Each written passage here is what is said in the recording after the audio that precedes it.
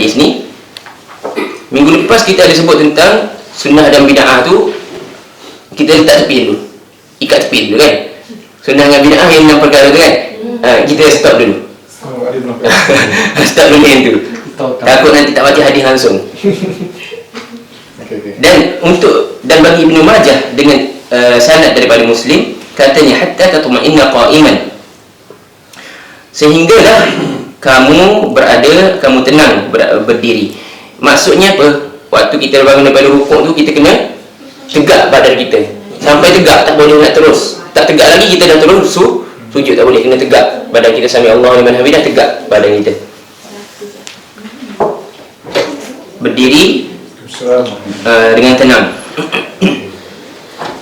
Dan ada dalam riwayat Imam Ahmad, fa'aqim salbaka hatta tarji'al 'idham. Fa'aqim, hendaklah kamu tegakkan, berdirikan salbak, belakang kamu ni, okey, yang orang panggil tulang sulbi kan, sehingga tegak, sehingga tarji'al 'idham. Izam tulang belakang kembali balik ke tempat dia. Dah tegak dulu. Bila dah tegak macam tu, barulah kamu boleh nak sujud pun. Ini semua berkaitan dengan apa ni? Tamak ninah ni. Walin Nasa'i, semua ikut boleh jumpa tu yang kau baca ni. Walin Nasa'i wa Abi Dawud min hadis Rafi'ah bin Rafi', daripada An-Nasa'i dan Abi Dawud daripada hadis Rafi'ah bin Rafi', innaha lan tatimma salatu ahadikum hatta yasbighal wudu. Sesungguhnya tidak akan sempurna sembahyang seseorang daripada kamu sehinggalah dia menyempurnakan wudu, kama amarahu Allah Ta'ala, seperti mana yang Allah Subhanahu Wa Ta'ala suruh. Maknanya wudu kena sempurna, tidak ada jalan untuk sembahyang kita dikira sah kecuali dengan wudu yang sempurna. Kalau wudu kita tak sempurna, ada tempat kita tak ratakan air, maka sembahyang kita tu tamak ninah lah macam mana pun, sempurna macam mana pun, tidak akan sah di sisi Allah Subhanahu Taala, kerana wudunya tiada. Daripada ni lah ulama ambil wudu itu sebagai syarat sah sembahyang. Bagaimana kita nak bezakan syarat dengan perkara rukun dan wajib? Kenapa yang ni dinyatakan syarat, yang ni dinyatakan rukun, yang ni dinyatakan wajib? Kenapa? Syarat-syarat ni syarat-syarat ni adalah perkara wajib dilakukan sebelum ataupun di luar solat. Macam ambil sembahyang, adakah dia daripada perbuatan solat? Tidak. Jadi dia syarat. Menentukan kiblat tadi, syarat ke rukun tu wajib? Syarat. Kenapa? Sebab dia bukan daripada perbuatan solat. Kita lakukan sebelum solat. Pakaian yang bersih, syarat ke rukun? Syarat, kerana sebelum tu lagi kan, tempat bersih, pakaian bersih, badan bersih, taharah, iaitu wuduk tadi. Itu semua syarat-syarat sah masuk waktu. Kan, masuk waktu, yakin masuk waktu adalah syarat juga. Ada 9 semua syarat sah sembahyang. Dalam PDF tu kita boleh rujuk balik. Thumma yukabbirullahu ta'ala, kemudian dia hendaklah bertakbir kepada Allah Subhanahu Wa Ta'ala, wa yahmaduhu, dan dia memujinya, wa yuthni alaih, dan dia memujinya juga. Yahmaduhu ni muji juga, yuthni alaih pun memuji juga. Wa fiha, dan pada hadis yang periwayatan Abi Dawud dengan Nasa'i ni, dia ada riwayat, fa in kana ma'aka Qur'an, sekiranya kamu mempunyai Quran, maknanya kamu hafal Al-Quran, faqra, maka bacalah. Seolah-olah di sini baca Quran tu bagi orang yang ada Quran saja, kan? Wa illa fahmadillah, sekiranya kamu tak tahu langsung Quran, maka pujilah Allah. Maksudnya apa? Ihmadillah tu macam mana? Alhamdulillah. Ihmadillah, puji Allah dengan cara menyebut alhamdulillah. Wa kabbirhu, dan besarkan Allah. Bagaimana? Allahu akbar, Allahu akbar. Wa hallilhu, halil maknanya yang kita sebut tahlil tu. Tahlil tu daripada perkataan ni lah. Apa dia? Inna lillahi istirja', tahlil la ilaha illallah, la ilaha illallah. Sebab tu yang tahlil la ilaha illallah sampai nak runtuh rumah. Nak tepuk nak runtuh dalam rumah. Tahlil bukan zikir ni, bukan sampai macam tu, sampai hilang akal, khayal tu bukan zikir. Zikir memperingati Allah, dia akal kena ada. Akal kena ada. Mana boleh zikir sampai hilang akal? Kerana akal adalah syarat seorang itu menjadi mukallaf. Kan? Kalau dah sampai hilang akal, dia tidak lagi mukallaf. Allah tak tanya nak buat apa lepas tu. Tidak mukallaf dah dia. Maknanya ni dalam keadaan bila ni kalau kita ni solat ni. Dah masa lepas pada takbir. Takbir buat Fatihah. Kalau dia tak tahu. Mungkin dia baru masuk Islam, orang yang baru masuk Islam. Maknanya lepas baca Fatihah kita just macam alhamdulillah ataupun takbir ataupun tahlil tu. Tak, bukan yang ni. Bukan. Yang ni kalau kita tak tahu, bacaan tu sunat saja. Bacaan yang selepas Al-Fatihah tu sunat saja. Sunat saja. Jadi kalau tak tahu, kita dah cukup dah baca Al-Fatihah, tunduklah, rukuk. Mungkin orang yang tak boleh, dia baru masuk Islam, dia bukan daripada Arab, contohnya Al-Fatihah pun dia tak tahu. Kalau kita tak tahu ni, kat mana kita baca ni? Al-Fatihah? Yang part Al-Fatihah tu, kalau kita tak tahu baca, untuk mereka yang tak tahu baca lah. Bagi yang baru masuk Islam daripada negara agama lain, daripada bangsa lain, mungkin benda ni berlaku, kan? Tapi dia tak sepatutnya jadi imam lah. Ada pernah berlaku orang ni jadi imam. Alhamdulillah. Semua yang selepas tu ikhwan tak masuk, ikhwan alhamdulillah terlepas daripada ujian tersebut. Tapi budak-budak lain, sebab kita tak sangka orang ni walaupun dia dah berumur, kan, sepatutnya memang Nabi kata ya ummukum akbarukum. Orang yang menjadi imam kamu adalah orang yang besar antara kamu. Tapi itu second choice. Nabi ada cakap ya ummukum aqra'ukum. Mula-mula sekali yang menjadi imam kepada kamu orang yang paling hebat bacaan Al-Quran antara kamu. Itu sepatutnya. Kalau ada 2-3 orang yang hebat baca Quran, barulah kita pilih ya ummukum akbarukum.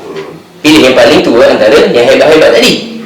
Ini terbalik, dia tinggalkan yang guideline yang pertama, dia pergi skip kepada yang kedua terus. Pilih yang paling besar. Janggut kan? Bukan sangat janggut dah berubah. Memang betul. Jadi benda tu berlaku. Bila dia dah jadi imam, geng-geng student ni, ada juga geng-geng yang belajar, terpelajar, naik lah, okey lah, dia jadi imam. Yang baca kuat lah. Tengok lepas Allah Akbar, subhanallah, alhamdulillah. Al-Fatihah tak ada. Betul? Dia baca apa? Dia baca lah subhanallah, zikir. Dia zikir, kawan-kawan sudah lah. Ikhwan kita daripada mereka. Ikhwan tak kena alhamdulillah terlepas daripada ujian tu. Tapi yang penting student-student semua naik hairan, balik rumah solat sendiri. Balik rumah solat sendiri. Tapi dia bukan mu'alaf lah. Bukan mu'alaf. Mana mu'alaf? Bukan mu'alaf. Baca kata yang kena baca. Kita jangan rugilah apa yang kita buat, kan. Apa yang kita buat, benda yang Allah nak tanya mula-mula sekali. Allah tak tengok kalau sembahyang kita tak lulus. Allah tak tengok zakat kita banyak mana kita bagi, sedekah kita banyak mana kita bagi. Allah tak tengok semua tu. Sebab buat apa nak tengok semua ni? Yang ni pun tak lulus. Kalau yang ni tak lulus, yang lain apa awak nak expect? Sebab yang ni wajib, yang ni tiang agama, kan? Kalau yang tiang agama, rumah tiang tak ada, buat apa nak cek ada ke tak bumbu? Bila air cantik ke tak? Tiang pun dah tak ada dah. Betul tak? Itulah dia. Tapi sayanglah, kita kesianlah kat dia. Individu-individu ada. Jangan fikir tak ada. Ada. Kita kena belajar, kita kena ajarkan. Mungkin kita tengok orang salah, kita cuba untuk nasihatkan dia. Bagaimana tu dengan hikmah masing-masing lah. Kalau dia orang lebih tua daripada kita ke, masing-masing punya hikmah sendiri lah bagaimana. Okey. Maknanya dalam hadis ini kita boleh baca alhamdulillah, Allahu Akbar, la ilaha illallah. Kemudian di Abi Dawud, daripada Abi Dawud, periwayatan Abi Dawud, thumma qra' bi ummil Quran. Dalam riwayat Abu Dawud lain, selepas kita dah takbir Ratul Ihram tu, bacalah dengan ummul Quran. Apa ummul Quran? Al-Fatihah. Wa bima syaa Allah, dan selepas tu bacalah apa yang Allah kehendaki. Maknanya apa yang kamu nak lah daripada Al-Quran. Kalau tak nak, rukuk, tak ada masalah. Kerana bacaan yang selepas Al-Fatihah adalah sebelum Fatihah. Ada hadis-hadis ni akan datang. Hadis-hadis ni akan datang. Jadi kena bersabar sedikit. Sabar. Advance. Memang Tinggi makibat. Okey. Tapi yang tadi tu solat dia sah kan? Kalau dia tak tahu Al-Fatihah memang solat dia sah. Dan dia tidak sepatutnya menjadi imam. Imam lain ada depan dia, dia nak baca Al-Fatihah tak tahu. Sebab dia baru masuk Islam. Kan? Jangan pula kita kata jangan kamu solat kena hafal dulu Al-Fatihah. Kalau tidak kamu tak sah solat kamu. Itu maksudnya penyelesaiannya solat. Kalau tak tahu baca ni dulu tak apa. Dalam waktu yang sama jangan pula mudah je tasbih ni lah Al-Fatihah tak nak hafal pula, jangan. kalau macam Al-Fatihah dia tu bacaannya tu tak okey. Sebab lidah dia, sebab dia daripada bangsa yang lain contohnya. Kan? Tak ada masalah. Apa yang dia mampu.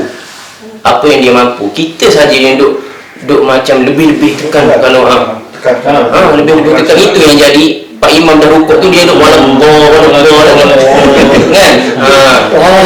Tidak, dia sebenarnya tak kena dengar pun, hanya pada bibir. Kerana kita nak membezakan. Sebab Nabi suruh faqra, maka baca, betul tak? Faqra apa makna dia? Baca lah. Maknanya at least kita punya ukuran adalah bacaan. Paling sedikit tahap yang boleh menyebabkan kita iktiraf sesuatu itu bacaan, apa dia? Gerakan mulut. Itu saja sebenarnya. Walaupun kita tak dengar, walaupun contoh, kalau Ikhwan tengok, Ikhwan duduk kat sini, Ikhwan nampak abang-abang kat belakang ni duduk, mulut gerak, Ikhwan tak dengar, bunyi satu bunyi pun tak dengar. Tapi kalau Ikhwan nak tanya, Ikhwan akan tanya apa? Baca apa tu baca salam? Betul tak? Ikhwan nampak mulut gerak, Ikhwan tak dengar, Ikhwan tak dengar, betul tak? Tapi Ikhwan nampak mulutnya bergerak kan? Apa yang akan Ikhwan tanya? Secara naturalnya Ikhwan akan tanya baca apa tu? Kan? Ataupun kita nampak orang berjalan, kita nampak mulut dia bergerak, kita pun nak cakap pada orang lain, aku nampak dia tu duk baca sesuatu lah, baca jampi ke apa. Maknanya kita gunakan tak ada apa, baca. Sebab tu lah kata secara bahasanya at least yang boleh menentukan bacaan ataupun bukan bacaan hanya gerakan mulut. Walaupun kita tidak mendengar, kita akan iktiraf gerakan mulut itu sebagai suatu bacaan. Betul ke tak? Maknanya nak cukup syarat Nabi kata baca adalah dengan gerakan mulut sahaja, walaupun kita tak dengar. Dan Allah Subhanahu Wa Taala dah boleh dah bezakan dah boleh dah tik bagi kita dia ni dah baca, sebab mulut dia dah bergerak. Maknanya dia bukan niat dalam hati dah. Niat dalam hati, mulut tak gerak, betul tak boleh nampak. Kita buat apa? Kita baca dalam hati, tak boleh. Selagi dalam hati tak boleh. Kamu kena keluarkan niat dan azam kamu tadi, tukarkan ia kepada perbuatan. Okey, tukarkan dia kepada action. Dia niat sebelum ni, intention. Tukarkan kepada action. Bagaimana? Dengan menggunakan body. Itulah dengan menggunakan anggota. Kalau bacaan, menggunakan mulut. Hanya menggerakkan mulut telah menjadikan kamu membaca. Tidak yang kita dengar ustaz kata kena dengar lah, kena bunyikan sekolah-sekolah kita kan. Itulah yang menjadikan orang was-was tu. Agama Islam dia ilmu ni dia akan mengarah kepada keyakinan. Tahap ilmu yang 100% adalah yakin. Kan? Kalau kita makin belajar makin jadi syak, makin belajar makin was-was, makin belajar makin rasa sangsi. Ini ilmu ke apa ni? Ini bukan ilmu. Ilmu akan menyebabkan kita rasa yakin. Kan? Ini makin belajar makin waladdah. Nak betulkan. Betul ke ni? Bukan. Ini bukan ilmu ni. Makin belajar makin 2-3-4 kali Allah Akbar tak masuk. Tok Imam pun rukuk Allah Akbar, masuk terus. Sekali Al-Fatihah dia masuk. Nampak? Itu bukan ilmu tu. Itu bukan ilmu orang panggil. Jadi boleh bezakan kan? Gerakan mulut saja. Bila dah gerakan mulut saja, timbul lagi tak isu yang Abang Sabri bakitkan tadi? Sebab ada pandangan kata kita baca Al-Fatihah tu salah. Semua solat kita sebelum ni memang betul memang betul kan? Itu kalau dia iktiraf, dia kena dengar betul pula. Isu ni semua tidak akan timbul kalau dia dah faham yang Allah yang Nabi suruh hanya baca, betul tak? Tak timbul dah isu tu. Yang kita boleh detect kesalahan kita apabila kita tersasul saja, lidah kita tersasul. Itu saja yang kita bila dah rasa tersasul, kita betulkan. Macam waladdah kan, nisabana harakat waladhalin. Itu kalau ikutkan, kalau kita jadi imam, kita kena betulkan lah sebab kita salah. Makmum kita tak ada masalah. Ini hanya kepada imam. Apa sebab kita perlu baca kuat, betul tak? Sebab kita kena baca kuat bila jadi imam. Tapi kalau kita sekadar makmum, gerakan mulut sahaja. Gerakan mulut sahaja. Mengganggu orang dapat dosa. Kita duk waladha tu mengganggu orang dapat dosa. Kan? Salah tu. Dia hanya menggerakkan mulut. Menggerakkan mulut, kena faham kat situ lah. Okey? Dan kalau kita jadi imam, bacaan kita Al-Fatihah kita salah, tak patut kita jadi imam. Kita tahu, kita duduk belakang. Kerana kalau kita jadi imam, kita menanggung makmum dan menanggung diri kita sendiri. Kita sembahyang kita tak sah. Makmum tak ada masalah. Makmum teruskan. Jelas kan?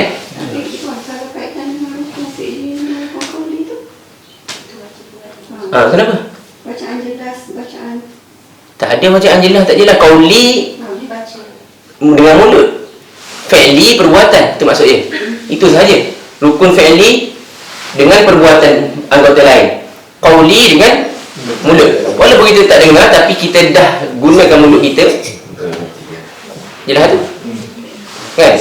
Bukan untuk didengarkan. Bukan untuk didengarkan kepada orang, untuk kita baca. Fi'li qauli ni bacaan. Fi'li perbuatan, tidak melibatkan lidah dan bibir. So ada yang ustaz dia beritahu kat YouTube semua kan. Oh, memang banyak. Memang ikut tahu. Bila kita baca tu kena sendiri kena dengar.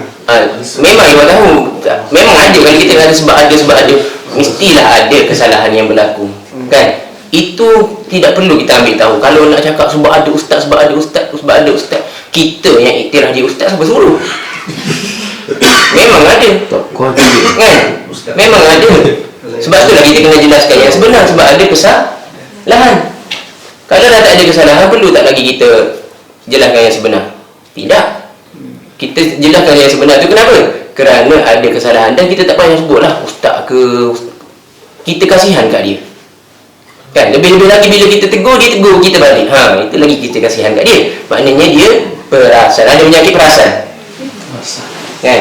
Ini tak perlu jelaskan banyak. Ada penyakit perasan pada dia. Jadi kita kasihan dia. Kita tak disebut kesalahan. Kita minta Allah SWT ampun dan bagi dia hidayah seperti mana Allah bagi kita hidayah. Itu sahaja. Kita hanya fokus pada ini sepatutnya aku buat, dan ini aku dah tahu, aku buat yang ini. Tak kisahlah ada ustaz cakap sebelum ni ke apa ke. Kesalahan kita memang expect kesalahan tu lebih banyak daripada yang benar. Kan? Jadi faham, rukun qauli gerakan pada lidah. Cukup. Bukti dia tadi kau cakap tadi. Bila kita nampak mulut orang bergerak, kita iktiraf baca. Kan? Iktiraf baca. Sebab tu pada zaman Nabi tak ada pun sahabat kata kamu. Zaman sekarang je yang orang nak tekan kata kena dengar, kena at least kita sendiri kena dengar. Tak ada. Zaman sahabat tak ada. Carilah riwayat kata macam tu, tak ada. Padahal benda ni penting ke tak? Benda ni penting. Bukan boleh menyebabkan batalnya sembahyang. Sepatutnya sebab tu kita tak perlu berjawab berbahas dengan mereka. Kita hanya nak meyakinkan diri kita atas benda tu kebenaran. Kenapa Imam bagi hujah tadi? Untuk meyakinkan dia ke kita? Tak, yakinkan kita. Dia nak jawab, kamu boleh jawab apa saja kamu nak jawab, dan kami boleh buat apa saja kami nak buat. Boleh kamu buat asal kami? Tak boleh. Betul tak? Jadi kita kena ingat, saya boleh cakap apa saya nak cakap, saya boleh buat apa saya nak buat. Awak tak nak ikut yang betul, ahlan wa sahlan, be my guest. Sebab yang nak tanya dia nanti bukan kita, Allah Subhanahu Wa Taala. At least provide untuk Allah Subhanahu Wa Taala dalil kamu. Saya dah ada dalil saya, dan saya dah nyatakan dalil saya tadi pada awak. Kalau awak nak buat sebaliknya, at least for yourself, kan, provide satu dalil untuk kamu bercakap dengan Allah nanti. Saya tak akan tanya kamu berjawab dengan siapa? Allah Ta'ala. Kan? Itu sahaja. Kita tak perlu bimbang pada orang lain. Kita nak betulkan amalan kita seperti mana yang disuruh oleh Nabi Muhammad SAW. Jadi isu tadi tak terbangkit langsung lah orang ni lidah dia tak betul ke apa. Sebab kita bukan melantik dia menjadi imam. Kan? Sebab memang kita expect, kita orang Melayu dah lama solat pun daripada kecil kan. Kalau ikhwan dengar mungkin ada kesalahan, ikhwan sendiri pun mungkin ada kesalahan dalam sebutan kan. Orang yang belajar bahasa Arab lama pun masih ada lagi kesalahan. Apatah lagi kita yang tak belajar contohnya. Itu orang Melayu yang lidah dah lembut dah. Kalau Cina, bayangkan kalau macam tu tak sah solat mereka. Tak boleh. Sah, solat mereka sah. Okey? Sebab Allah tak suruh semua orang yang masuk Islam sembahyang jadi imam, tak. Dia tak boleh orang. Okey. Dia hanya buat mengikut kemampuan dia saja, mengikut kemampuan saja. Sorry. Faham kan tu? Kalau nak bagi contoh lain lagi, tak habis hari ni, banyak contoh dia bagi. Banyak contoh dia bagi. Itu tak cakap contoh dia tak ada gigi lagi kan. Accident gigi macam mana. Saya cakaplah contoh tu. Dia sengau lah. Saya cakaplah contoh. Cukup contoh yang pakcik tadi dah cukup dah.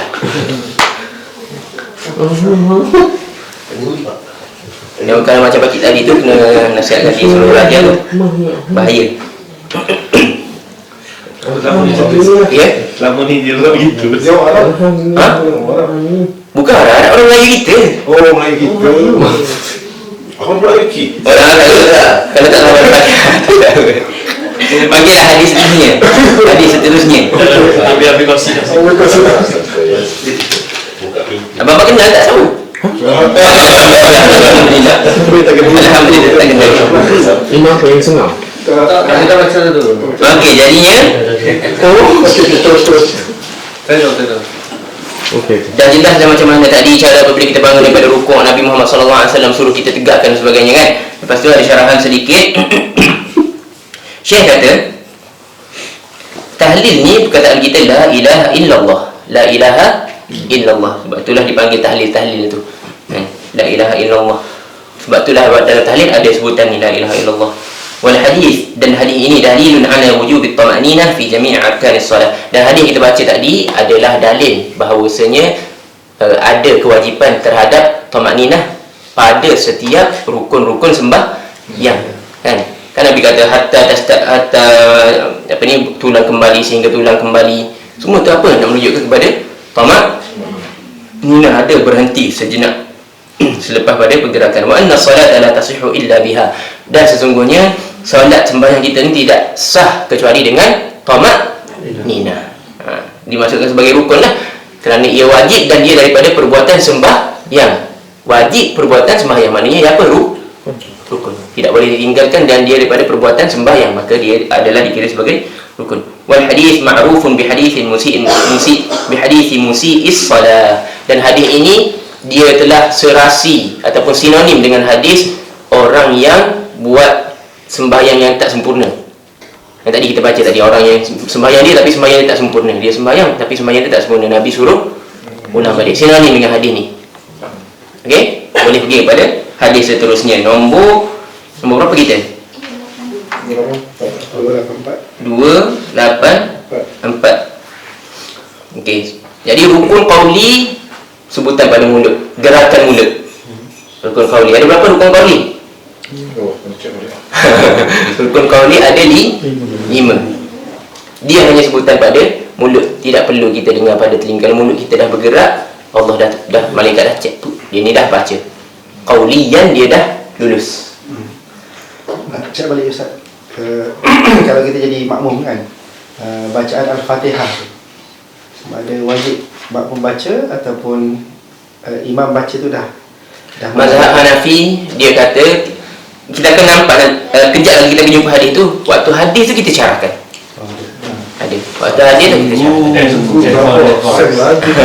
Illallah as-sabirin. Banyak hadis ni. Inilah anak muda, bila dah habis bab solat baru tanya, kumpul soalan ni. Sebab mungkin dalam syarahan bab solat tu kita akan jumpa jawapan dia. Kan? Habis bab solat nanti, catat dulu soalan. Habis bab solat kita akan tanya.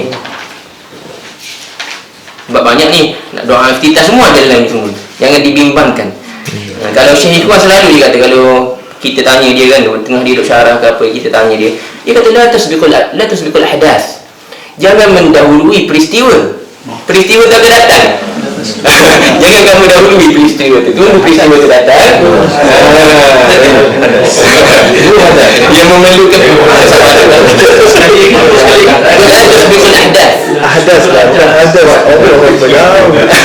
jangan kamu mendahului peristiwa. Peristiwa tu akan datang. Perbincangan tu akan datang. Kalau kita dah dahului, rugilah kita. Sebab apa? Rugi masa. Kita bincang-bincang, tiba-tiba kena bincang sekali lagi. Salah hadis kan? Dan perbincangan kita yang pertama tidak sefaham perbincangan kita jika selepas kita ambil hadis. Betul tak? Jadi sebab tu Syekh mudah jawapan ni. Kalau dia tanya, budak tanya dia soalan yang dia tengok akan ada, dia jawab apa? La tasbiqul ahdath. Cukup. Jangan mendahului peristiwa. La tasbiqul hadas. La tasbiqul ahdath. Ahada. Ni nak guna daripada siapa ni? Apa bersungguh-sungguh ni? Nak betul-betul Cakap dia tu apa dah? Okey, hadis seterusnya. Wa an Abi Hamid As-Sa'idi radhiyallahu ta'ala anhu qala, dia berkata daripada Abi Hamid As-Sa'idi radhiyallahu ta'ala, dia berkata, ra'aitu Rasulullah sallallahu alaihi wasallam, aku telah melihat Rasulullah sallallahu alaihi wasallam idza kabbara ja'ala yadayhi hadwa mankibaihi. Aku telah melihat Rasulullah sallallahu alaihi wasallam apabila dia bertakbir, ja'ala yadayhi, dia menjadikan dua tangannya hadwa mankibai, sama tahap dengan selari. Hadwa ni selari dengan mankibai, bahu. Maknanya dia angkat Allah sama dengan bahu ni, bahu ni kan. Hadis ke tak hadis? Abi Hamid As-Sa'idi, dia nampak Rasulullah buat macam ni. Kita kata Wahabi, Batman kita katakan ada. Yang kata Batman ada. Nabi buat, dia kata Batman buat. Nampak? Kalau orang macam tu kita boleh panggil ustaz. Sebab tu yang kata tadi, tak pelik abang kata, tapi ada ustaz kata macam ni, tapi ada ustaz kata macam tu. Awak yang sebut dia ustaz. Kalau hadis ni dia tak jumpa, macam mana dia jadi ustaz? Kan? Siapa suruh awak panggil dia ustaz? Adakah orang macam ni awak nak berhujah dengan Allah Subhanahu Wa Taala nanti? Daripada orang macam ni awak nak ambil ilmu? Tidak. Ini baru baca, tak sampai 1/4 buku hadis dah jumpa dah. Bagaimana kamu boleh mengangkat orang macam tu? Contoh kan, kau cakap nak jadikan hujah ustaz. Cepat Allah. Tak. Ini ilmu yang kita yakini, kita belajar daripada sumber yang sebenar. Jangan mudah kita nak cakap Batman tak Batman, takut nanti Batman kita cakap tu siapa? Nabi. Kan, jangan mudah kita nak cakap Wahabi tak Wahabi, takut Wahabi yang kita cakap tu Nabi.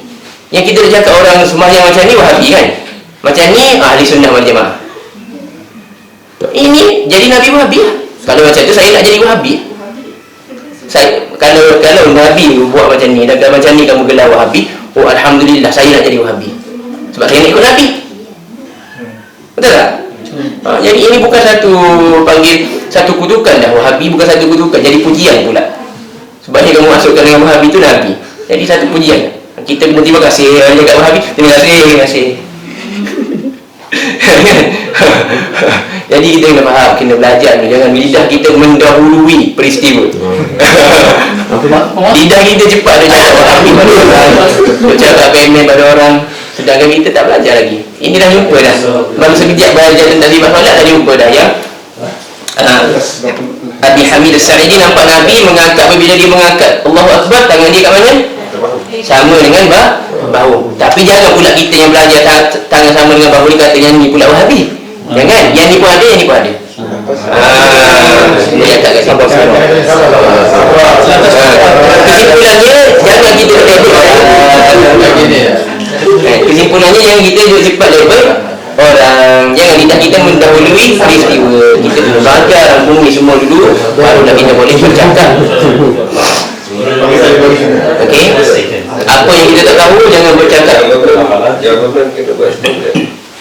Apa yang kita tak tahu kita jangan bercakap. Kita bukan bidak agama, elok jangan bercakap pasal agama. Kita bukan bidak agama, jangan bincangkan pasal agama dalam grup. Nanti akan pergi ke mana entah. Tapi sebenarnya ini related dengan government actually. Pasal sepatutnya benda ni macam Malaysia lah contohnya. Benda ni dah lama jadikan standard. Hadis, kita ke hadis perform macam ni. Jadi sekarang ni lagi sepatutnya lah. Tapi heran sampai dah ni. Sebab dia ada kepentingan. Kan, setiap orang ada kepentingan. Kita ni kita ikhlaskan diri kita. Tak payahlah. Kita bukan nak cari kepentingan apa. Kita belajar ni dan amalan kita, walaupun government cakap lain pun, kita tak ada kepentingan. Kita hanya ikhlas nak buat apa yang Nabi Muhammad SAW suruh kita buat. Kan, itu tanda kita cinta pada Nabi Muhammad SAW, cinta pada agama, dan kita hargai pengorbanan yang telah dia buat untuk dia sampaikan agama Islam pada kita. Bukan mudah. Kita kaji sejarah dia sampai patah gigi, dia dengan para sahabat sampai terbunuh. Rasulullah sendiri sampai patah gigi, hampir-hampir kena anak panah. Sahabat mati untuk dalam perang Uhud kalau belajar. Kalaulah kita belajar, tidakkah kita perlu hargai pengorbanan ini? Bagaimana? At least kita nak hargai apa yang sampai kepada kita yang sahih, kita pegang betul-betul. Bukan mudah nak sampai kepada kita benda ni, kan? Sahabat menggadaikan nyawa untuk sampai ke Islam kepada kita, tiba-tiba kita main-main. Jangan. Nabi hampir menggadaikan nyawa untuk sampaikan Islam kepada kita, nak mengeluarkan kita daripada kegelapan, kejahilan, kepada cahaya ilmu dan syurga. Kita main-main, tak boleh. Okey? Bukan cara beradab dan cara orang sayang pada Nabi tu. Kalau kita sayang pada Nabi, kita betul-betul berdisiplin dengan apa yang Nabi buat, dan kita tinggalkan apa yang Nabi tak buat. Bukan setakat yang Nabi larang. Nabi larang tu confirm dah kita tinggal. Nabi tak buat, kita tinggalkan juga. Sebab Nabi sebaik-baik manusia. Kalau sebaik-baik manusia pun tak buat, maknanya benda tu tak elok. Kalau dah benda tu elok, confirm dah dia baik pada kita, confirm dia buat. Dia akan mendahului kita dengan benda kebaikan tu, kan? Jadi yang pertama pun kita nampak dah, alhamdulillah kita belajar. At least kita tak termasuk dalam golongan yang menuduh orang Wahabi tu, kan? Sebab Nabi sendiri, sahabat lihat dia angkat tangan sama dengan bahu. Ini kalau kita nak amalkan, kerana ini hadis, alhamdulillah kita boleh amalkan jelas hadis ni. Wa idza raka'a, apabila maknanya kita tahulah bila waktu kita angkat tangan, takbiratul ihram, angkat tangan. Wa idza raka'a, dan apabila dia rukuk, amkana yadayhi min rukbatayhi. Amkana yadayhi, yang ni kena letak sikit lah, sebab nak cakap ni macam mana tunjuk kan. Amkana tu demo, separuh demo lah, semi demo. Apabila rukuk ini kan, amkana yadayhi min rukbatayhi, dia pegang macam ni. Macam ni. Dia pegang lutut dia. Maknanya bukan bawah ni, bukan atas ni, tak, kat mana? Lutut. Dan dia amkana, dia pegang. Pegang ni, grip. Amkana. Kita akan jumpa dalam hadis yang lain, sahabat nampak kalau dalam keadaan di luar solat, pasti aku cakap Rasulullah tengah memegang lututnya. Maknanya teknik kita rukuk adalah memegang lutut. Faham tak kan? Yang ni boleh kita, kalau kita tengok orang daripada kita kecil, kalau kita tak belajar, boleh tak kita tahu ni? Ini cara yang sebenar, ini the ideal way. Boleh tak kita tahu? Tak tahu. Walaupun kita jaga abad solat, sebab kita dah tahu solat kan? Kita kata kena belajar, jangan pandang remeh. Jangan pandang remeh. Patutnya bab solat kita patut kena hati-hati, kerana solat adalah benda yang pertama. Aku kena belajar daripada sumber yang sebenar. Kita kata macam tu, sepatutnya bukan kita pandang ringan. Tak apalah bab solat, dah tahu dah bab solat. Tak nak macam tu. Sebab kita kena ambil, kita tak mungkin akan terserempak dengan ilmu tanpa kita belajar. Okay? Jadi sekarang kita tahu pegang kat mana? Kat lutut. Sebab kita nampak kan, kalau kita tiru-tiru orang, kita nampak orang ada yang pegang kat betis. Mungkin dia fikir tangan dia lagi panjang pada kaki, apa kan? Ada yang pegang kat betis, dia nak ukur. Ada yang pegang kat sini, ada yang letak saja. Sekarang dia tahu amkana ni maknanya grip, amkana menguasai, itu maksud dia amkana. Amkana menguasai. Tekan. Bukan tekan, bukan letak. Sebab amkana menguasai. Tamakkana min syai', menguasai sesuatu. Dia terjemah tu apa? English terjemah apa? Place. Amkana ni bukan place. Kalau place wada'a. Tapi bukan makan ni. He rested. Tak. Bukan makan. Amkana dia empat huruf. Amkana. Tidak bukan asal perkataan tu makan. Makan place. Place. Bukan. Bukan ini. Dia lain. Dia kata rest. Yang tu place perkataan dia makan, ada alif. Makanun tu place. Kalau yang ni rukun dia. Rukun dia amkana. Minka semua juga kan. Amkana dia ada word di 3, ada 4, ada 5. Masalah ni. Jangan kita yang tak suruh huruf 3 dah. Dia yang list kali. List 3 huruf bahasa Arab. Tapi ada 4 huruf, ada 5 huruf. Yang penting kat sini amkana. Amkana ni bukan daripada perkataan makan, tak. Itu salah. Salah terjemahan. Makan kalau betul daripada perkataan makan pun dia tak ada. Perkataan makan dia tak ada, dia tidak ada panggil verb untuk dia. Makan adalah noun, betul tak? Place noun tu verb. Verb and noun. Dan dia tak ada verb untuk dia. Dia tak ada verb untuk dia. Meletakkan, verb bagi meletakkan adalah wada'a. Meletakkan. Jelas kan? So amkana ni verb lah. Amkana ni verb. Amkana yumakkinu. Amkana kalau dia punya bahasa mudhari' dia punya apa ni? Makkana yumakkinu. Amkana mudhari' ni apa? Continuous kan? Present continuous tense. Dia boleh jadi present tense, dia boleh memberi maksud continuous tense juga. Okey? Yumakkinu. Itu verb dia, yumakkinu. Yumakkinu ni dia menguasai. Kita boleh tanya, hal tamakkanta min al-lughatil arabiyyah? Tamakkanta min al-lughatil arabiyyah. Maksudnya adakah awak menguasai bahasa Arab? Bukan meletakkan bahasa Arab tu. No. Bukan meletakkan bahasa Arab, walaupun bunyi perkataan dia makan. Tamakkanta min al-lughatil arabiyyah memberi makna awak ni menguasai bahasa Arab atau tidak? Kamu tadi ada yumakkinu ya? Yumakkinu, tamkin. Bukan yumkinu. Tak, yumkinu lain. Yumkinu lain pula. Tamkin yang satu Tamkin tu dia punya bahasa Inggeris panggil apa? Bahasa Melayu panggil kata terbitan. Masdar. Tamkin. Penguasaan. Wow. Faham kan? Dah masuk bab bahasa ni. Yang penting nak jaga kat sini. Nak beza dia macam mana Abang Islam? Tengok perkataan min kat depan tu. Dia ada perkataan amkana yadaihi min. Min dia hanya datang dengan perkataan amkana. Sebab tu kata tadi hal tamakkanta min al-lughatil arabiyyah. Adakah kamu menguasai daripada bahasa Arab? Adakah kamu menguasai daripada lutut, maknanya pegang grip. Faham kan? Tu bahaya kita baca terjemahan saja. Terjemahan dia terjemah macam-macam. Kalau dia kata letak, salah. Tak tepat. Bukan kata salah, tak tepat. Kalau dia kata letak disebabkan perkataan rest, disebabkan perkataan makan tu, tak tepat. Ada maksudnya, sorry Ikhwan. Wa idza raka'a amkana kasih min. Dia dah min. Yes. Min rukbatain. Sebab tu dia tak letak ala rukbatain di atas lutut. Sebab dia bukan letak. Amkana min menguasai. Dalam ini dia mention the hand should be placed firmly. Firmly. Kalau firmly tepat sedikit. Daripada dia kata place saja. Firmly.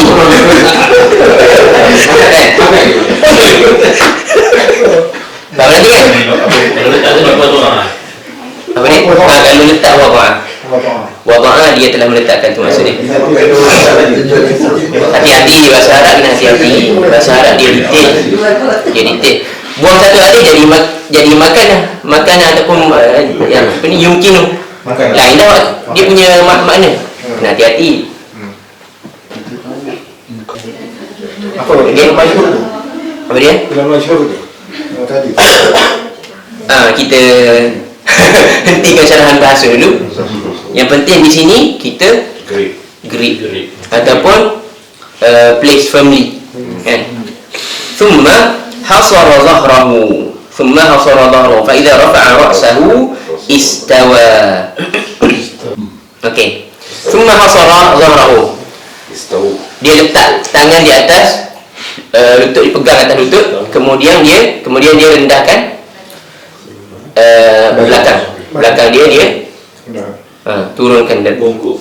maknanya dia rukuk lah. Begitulah keadaan rukuk dia. Fa idza rafa'a ra'sahu istawa. Apabila dia mengangkat kepalanya, dia tegak. Hadis ini lebih kurang sama dengan hadis tadilah, hatta ya'uda kullu faqarin makanahu, sehingga setiap daripada tulang belakang dia kembali ke tempat asalnya. Ini baru makan ada alif, makan tempat asalnya. Sehingga kembali tulang belakang dia, setiap tulang belakang, setiap daripada tu tulang belakang tu kembali ke tempat asal. Maknanya apa tu maksud kat situ? Dia nak nyatakan tegak, berdiri tegak selepas ketika sami Allah dan Hamidah tu berdiri tegak. Kembali setiap tulang belakang ke tempat asalnya. Fa idza sajada wada'a yadayhi ghayra muftarashin. Ketika mana dia sujud, dan apabila dia sujud, dia akan meletak tangan dia itu bukan muftarash, ghayra muftarash, tidak buka. Mana tutup lah.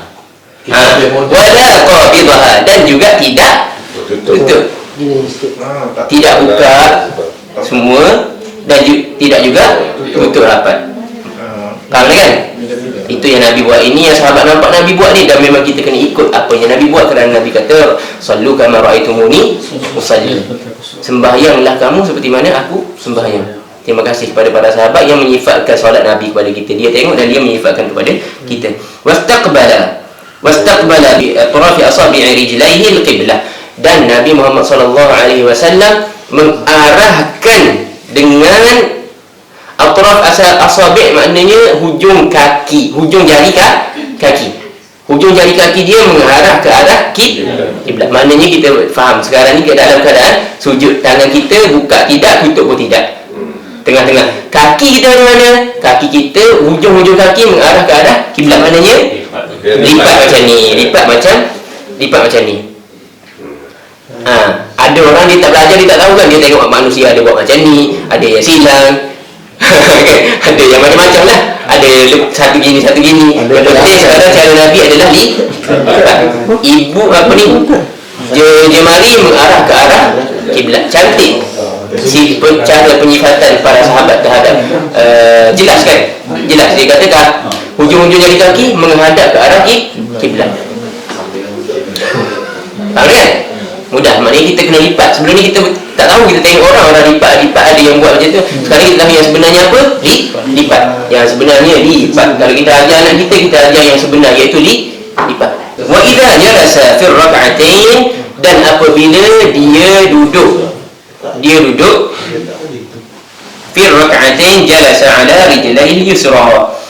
Sekiranya dia duduk pada rakaat yang pada dua rakaat. Maknanya apa ni? Fi raka'atin, pada dua rakaat, jalasa ala rijlihil yusra, dia duduk di atas kaki kiri. Duduk di atas kaki kiri. Okey? Sabar, dengar dulu. Wa nasabal yumna, dan mengangkat kaki kanan. Kaki kanan tadi macam tadi juga.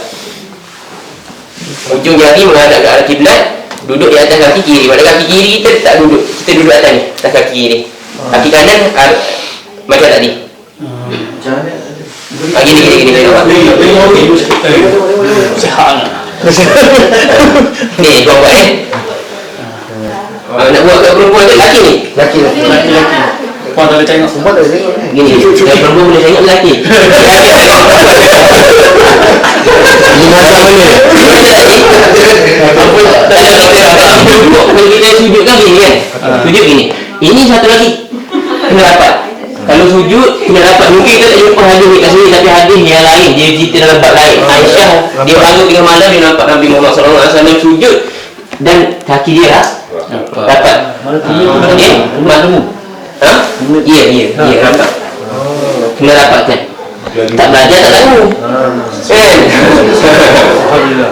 Jadi ini kena dapat, dan tadi ni dia lipat kaki ni ke arah kiblat. Waktu kita duduk dua rakaat tu ni. Yang ni sama macam tadi. Tapi kita duduk atas kaki kiri. Punggung kita atas kaki kiri. Ini dinamakan, duduk dia dinamakan al-iftirash.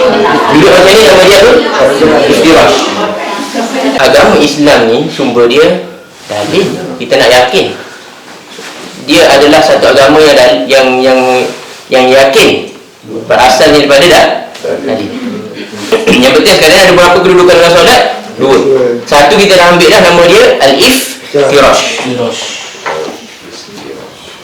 Sebab hadis dia jelas tentang ni. Idza jalasa fi rak'atin jalasa ala rijlihi yusra wa nasaba al-yumna. Duduk di atas kaki kiri dan mengangkat kaki kanan, itu namanya apa? iftirash. Idza jalasa fi raka'atil akhirah, sekiranya dia duduk di dalam rakaat yang terakhir, rakaat yang terakhir, qaddama rijlahul yusra, dia akan menghulurkan kakinya yang kiri, wa nasabal ukhra, dan mengangkat kakinya yang satu lagi. Maknanya qaddama tu dimasukkan bawah.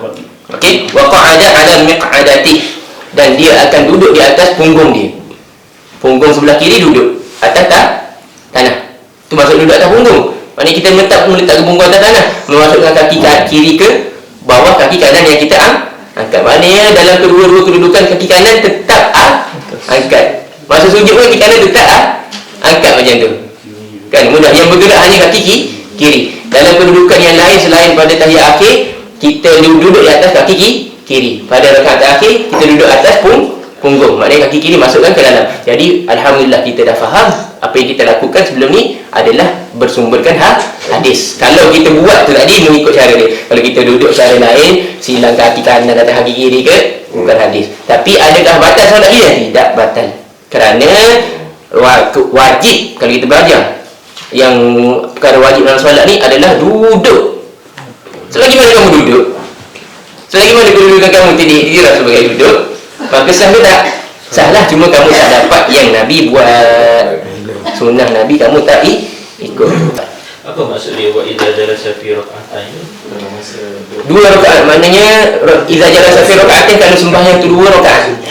Rakaat pertama dan rakaat kedua dia tak buat tahiyat akhir. Faham? Dari awal dari akhir. Tak faham. Ya, sorry. Wa idza jalasa fi rak'atain ni maknanya bukan pada rakaat kedua je duduk macam tu. Tak. Kalau pada rakaat kedua dia akan panggil fa idza jalasa fi rak'atis tsaniyah. Rakaatin maknanya sembahyang yang dua rakaat tu masuk rakaatin. Rakaatin maksudnya sembahyang yang ada dua rakaat. Sebab rakaat kedua bukan rakaatin dalam bahasa Arab. Rakaat kedua ar-rakaat ats-tsaniyah. Orang Arab dia tak panggil rakaat kedua rakaatin. Sebab rakaatin memberi makna dua rakaat. Sembahyang dua rakaat. Faham kan? Ada dua rakaat dalam sembahyang tu, itu dinamakan rakaatin. So maksudnya kalau let's say solat subuh dua rakaat, ayat akhir dia macam Dari awal kan. macam duduk atau duduk sujud. Betul. Itu baru kefahaman yang betul. Benda ni akan datang, peristiwa ni akan datang. Tapi kita benda ni akan datang juga. Tetapi kita tidak mendahului peristiwa. Sebab apa? Sebab kita Ikhwan sengaja tak nak cakap macam ni, sebab Ikhwan tak suka salah-salahkan orang ni. Tak suka. Kerana orang buat tu pun, kalau kita belajar yang mazhab Syafi'i, sebab Syafi'i suruh. Syafi'i kata dalam setiap tahiyat akhir, walaupun kita kena dengan hadis ni kan, tapi Syafi'i maknanya orang buat tu nak buat macam mana, alhamdulillah ada pandangan mazhab yang kata macam tu. Kita bukan nak kata salah, tapi bagi kita nak ikut ke tak, kita ikut yang hadis. Dan itu je lah rakaat. Itulah solat yang duduk yang sama antara semua cara duduk itu sama. Untuk solat subuh je. Kalau solat subuh, solat asar kena yang lebih afdalnya duduk atas punggung. Untuk Tahiyat akhir maksudnya. tahiyat akhir. Ya betul. Sebab dia letak yang awal. Okey. Bukan solat subuh sahaja. Semua solat yang berdekat, maknanya solat sunat kita kan, solat Jumaat kita. Masya-Allah. Baru kita tahu kan? Baru kita tahu. Kalau kita tak belajar, kita tak tahu. Masih kelas. Kalau kita tak belajar sampai kita tua kan, sampai dah Allah nak tarik nyawa, kita tak tahu. Betul dah sekarang. Yang penting kita jangan salahkan orang kalau orang nampak orang buat tu. Sebab Imam Syafi'i kata dalam semua sembahyang, dia kata tahiyat yang akhir kita duduk secara tawarruk. Dan dia punya panggil pendalilan dia lah. Dia kata sebab dia kata apa? Sebab dia kata kerana tahiyat akhir ni diakhirkan dengan doa. Imam Syafi'i kata, maknanya Imam Syafi'i mengiktiraf ada doa selepas daripada bacaan tahiyat sebelum daripada salat. Disebabkan doa tu panjang, Imam Syafi'i kata kita kena duduk tawarruk. Bukan lepas main. Tawarruk dalam sembahyang ni lepas sembahyang. Kalau isu dia lepas sembahyang tak ada masalah. Tak? Maknanya Imam Syafi'i mengarahkan kita berdoa sebelum kita salam. Memberi makna selepas pada salam ada doa lagi kita. Tak ada, yang ada hanya zikir. Tetapi masyarakat kita yang mendakwa Imam Syafi'i, mendakwa mengikut Imam Syafi'i, berdoa selepas solat Imam Syafi'i sendiri tak pernah buat. Bahkan dia nyatakan duduk iftirash, duduk tawarruh tu dinyatakan untuk tahiyat akhir semata-mata kerana doa. Habis itu mana lagi dalil kamu sebutkan dalil kan? Faham kan? Faham kan? Bagi orang yang tak faham, tahu kan? Betapa hebatnya masyarakat kita kan? Betapa hebat mereka menggunakan nama Syafi'i sedangkan tidak sama sekali. Hati-hati, jangan bercakap apa yang kita tak tahu. Nampak pelik sikit kita kata kita Syafi'i, tak, jangan nanti. Betul ke Syafi'i kata macam tu? Kan? Nampak pelik sikit kita kata Wahabi, nanti. Sebab apa sahaja lafaz yang keluar daripada mulut kamu, illa ladaihi raqibun atid. Ma yalfidhu min qawlin illa ladaihi raqibun atid. Ingat, lafaz yang keluar dari mulut kita ni tidak akan ada satu lafaz pun kecuali direkod oleh malaikat. Nak menjawab nanti. Baik, diam kalau kita tak tahu. Okey? Wala taqfu ma laysa laka bihi ilm. Inna as-sam'a wal basara wal fu'ada kullu ulaika kana mas'ula. Jangan kamu bercakap pada benda yang kamu tak ada ilmu tentangnya. Yang kamu kata sesuatu pada benda yang kamu tak tahu, kerana pendengaran kamu, penglihatan kamu, hati kamu, semua yang Allah bagi itu Allah akan tanya balik kepada kamu nanti. Kamu gunakan tu, Allah akan tanya. Kana anhu mas'ula. Allah tanya. Ingat main-main, apa yang kita keluarkan Allah tanya. Jadi kita kena belajar supaya kita tahu amalan kita tu betul. Sorry, kawan ada abang-abang ni memang slow sikit. Iftirash tu duduk macam tadi. Iftirash Iftirash ke Iftirash. Iftirash ke jim. Iftirash. Syah. Tak ada masalah pun. Tawarruk satu lagi. Tawarruk. Buka buku fiqh. Ikut belajar buku fiqh Syafi'i yang satu lah. Alik tenang. Fiqh syarahan. Tawarruk. Dalam buku fiqh Syafi'i itu, dua nama ini sahaja yang kita jumpa tentang kedudukan dalam solat, dan ia adalah selari dengan apa yang ada dalam hadis ni. Sebab hadis pun dah nyatakan dua kedudukan kan. Kalau tahiyat akhir dia duduk macam ni. Kalau dua rakaat dia duduk macam tu. Jadi rakaat pertama ke rakaat ketiga tu sama juga duduk iftirash kan? Yes, duduk iftirash. Just like dia buat Rakaat Apa? buat apa tu? bukan. Kalau empat rakaat, kalau Tawarruk. Okey. Tawarruk. Duduk baik tak? Kalau kita dekat Nanti aku ni. Tadi tawarruk tadi. Tawarruk tadi sama macam ni kan? Dia sama macam ni. Tawarruk dia kata qaddama rijluhu al-yusra. Qaddam. Mana yang ni tekan? Yang ni duduk. Silam. Tak payah nak gini kan? Orang kita makin gini makin khusyuk. itu sebab Maknanya badan ni sebenarnya dua meter. dulu okey, sekarang itu sama Jadi dia kedudukan dia duduk atas punggung. Masa satu kaki kanan angkat. Kadang-kadang yang tu besar. Bila kita menyakitkan orang lain, kita boleh duduk macam Boleh. Menyakitkan orang. Benda ni sunat. Duduk macam ni adalah sunat. Kalau tempat kita duduk tu tempat dia sempit dah, kita tidak boleh menyakitkan orang lain kerana nak ambil sunat. Kerana menyakitkan orang lain adalah haram. Kalau haram dengan sunat, mana satu kita kena buat? Daf'ul darar aula min jalbil manafi'. Kita tinggalkan kemudaratan lebih baik, terutama untuk kita mengambil manfaat. Sekarang kita nak mengejar manfaat sunat. Okey, patut tinggalkan yang sunat sekiranya ada perkara hak. tapi sini memang kalau untuk arashi itu memang jadi bila kita nak buat yang apa awal itu jadi kadang memang tak ada space nak duduk sini, terutama sini lah. Kalau tak ada space tak payah buat. Kalau tak ada space tak payah buat. kalau masuk sini memang susah lah susah lah sini. pasal dia orang marah. Saya pernah buat Tak, yang marah tu jahil. Yang marah Tak jahil lah masa yang jahil tu dia buat apa? Imam Syafi'i kalah lawan dia apa asli? Orang yang jahil ni. Kan? Sebab memang mazhab ikut ni. Mazhab ikut adalah mazhab Hambali. Mazhab Hambali sama dengan mazhab Syafi'i. Nampak ni. Maknanya tahiyat akhir bagi mazhab Hambali adalah untuk tabarruk. Tapi majoriti dia orang Tapi kalau Tak, bukan majoriti. Kalau majoriti duduk macam tu, maknanya majoriti jahil. Kita ikut ke tak? Kita tak ikut. Kalau Abang Sabri nak tengok jahil tak jahil, Abang Sabri tak tengok makmum, tengok imam. Imam akan buat macam kita buat, sama macam mana saja.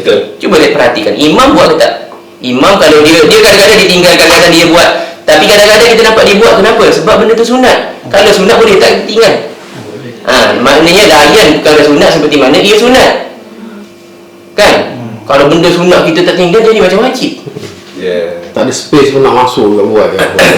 Faham benda tu kan? Tapi kalau tak ada space, kita buat macam biasa. Kalau ada, kita nakkan perkara sunat. Kerana Nabi kata sallu kama ra'aitumuni usalli. Dan kita dapati dalam hadis Nabi, sahabat cakap, Nabi duduk pada tahiyat akhirnya dengan cara tawarruk, dan Nabi duduk pada 2 rakaat pertama dengan cara iftirash. Ada yang 2 rakaat kan, pada yang 2 rakaat dengan cara faham? Mungkin kita tengok imam tak buat tu waktu salat subuh, memang imam tak buat. Kita tahu lagi pelik je buat. Lepas tu kita kata kita yang betul. Tak, jangan sangka yang kita tengok pelik itu salah. Mungkin kita dah terbiasa buat yang salah sehingga kita mengiktiraf orang lain buat yang betul beres, jelas. Okey.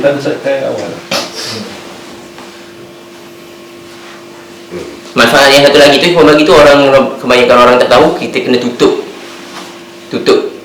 kaki waktu masa sujud.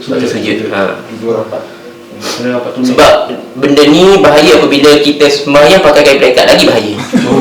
seksi. Nampak peha aurat ke tak? Lepas tu kata mazhab Syafi'i memang kata tu aurat. Peha aurat bagi mazhab Syafi'i. Jadi pakai kain pelekat, lepas tu sembahyang kangkang gitu pula. Orang belakang nampak? Sekurang-kurang kita tutup. Kan? Banyak masalah tempat kita ni. Tapi bila berdebat dengan dia orang, Syafi'i. Padahal Syafi'i tak kata langsung. Kan? Tak boleh. Bahaya tu bahaya. Tengok nanti Imam Syafi'i pula kata, ya Allah, aku tak kata ni pada dia. Jangan. Kita tak tahu, jangan sebut nama orang. Kita tak tahu, jangan sebut nama orang.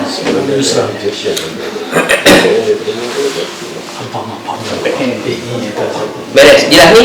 Boleh? Sebab terlampau panggil gegak gempita. Jadi ikut pun rasa dia orang ni gegak gempita kan? Jadi kena tanya lah, betul ke faham, ada ke kemuskilan, tak puas hati ke apa ke.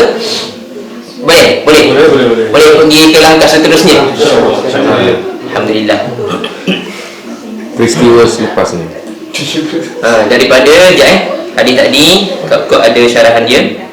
Ni kita dah tahu yang sebenar. Nabi kata sallu kama ra'aitumuni usalli. Sembahyang seperti mana aku sembahyang. Dan Nabi tak pernah cakap hari ni aku nak tunjuk cara sembahyang perempuan.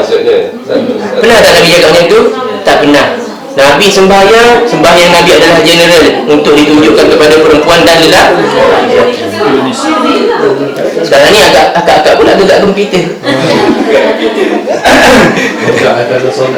Jelas ni, perempuan dengan lelaki sebenarnya sama. Nabi tak pernah peruntukkan satu hari untuk ajar solat kepada perempuan, satu hari untuk ajar solat kepada lelaki. Tidak. Dia buat satu solat, kemudian dia kata sembahyang kamu sebagaimana aku sembah.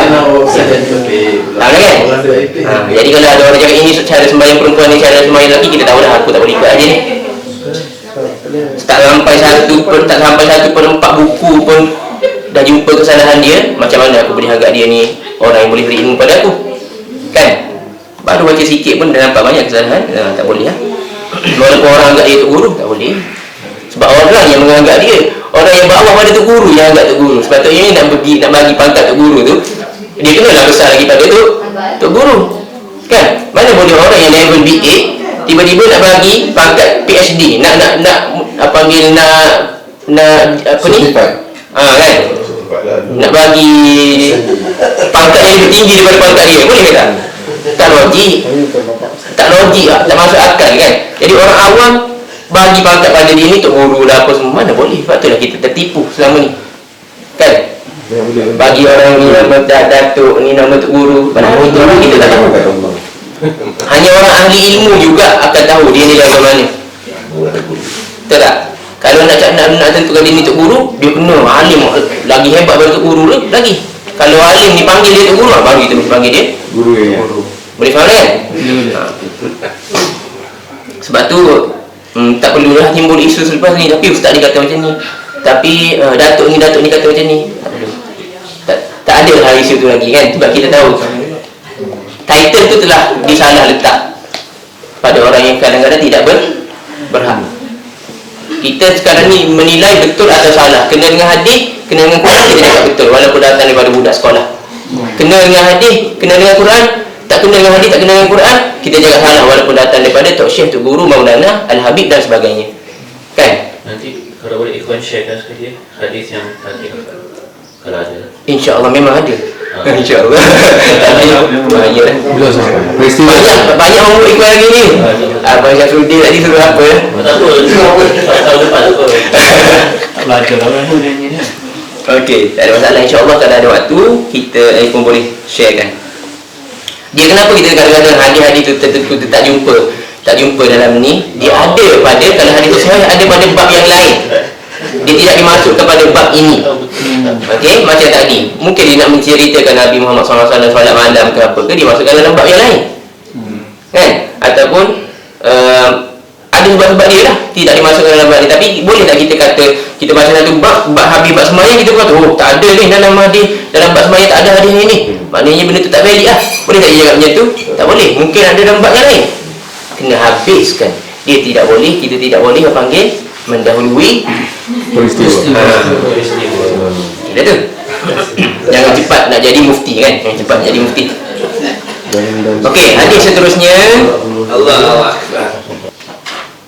daripada Ali bin Abi Talib radhiyallahu, hadis seterusnya okey, daripada Ali bin Abi Talib radhiyallahu taala anhu, anna Rasulullah sallallahu alaihi wasallam, daripada Rasulullah sallallahu alaihi wasallam, annahu kana idza qama ila salat, sesungguhnya Nabi Muhammad sallallahu alaihi wasallam sekiranya dia berdiri untuk menunaikan sembahyang, qala, dia berkata, wajjahtu wajhiya lilladzi fatara as-samawati wal ardh, aku mengarahkan wajahku ke arah yang telah menciptakan langit dan bumi. Ila qawlihi, lepas tu sambunglah Hanifan Muslim apa semua tu kan, ila qawlihi minal muslimin. Maknanya hadis ni diringkaskan sebab kita hafal semua doa tu. Doa ni kita panggil apa? Doa apa? Iftitah. Istiftah sebenarnya. Istiftah, membuka, meminta buka. Ila qawlihi minal muslimin. Lepas tu Nabi baca Allahumma antal malik la ilaha illa anta rabbi wa ana abduk ila akhirih. Maknanya ada sambungan lagi. Apa yang kita baca tu ada sambungan lagi, tapi kita hanya baca sampai pagoda. Okey. Rawahu Muslim wa fi riwayah lahu anna dhalika fi salatil lail. Dan ada riwayat daripada Muslim juga yang menyatakan bahawa apa yang dibacakan ini adalah ketika sembahyang malam, qiyamul lail.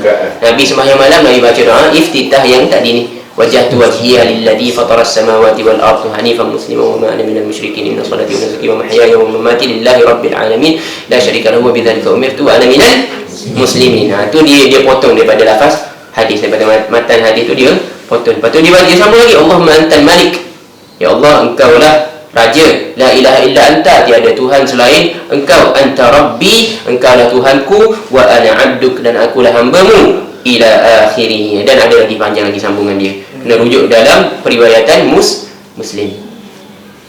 Okey, dan dinyatakan doa ini dibaca ketika qiyamul lail, Nabi solat malam.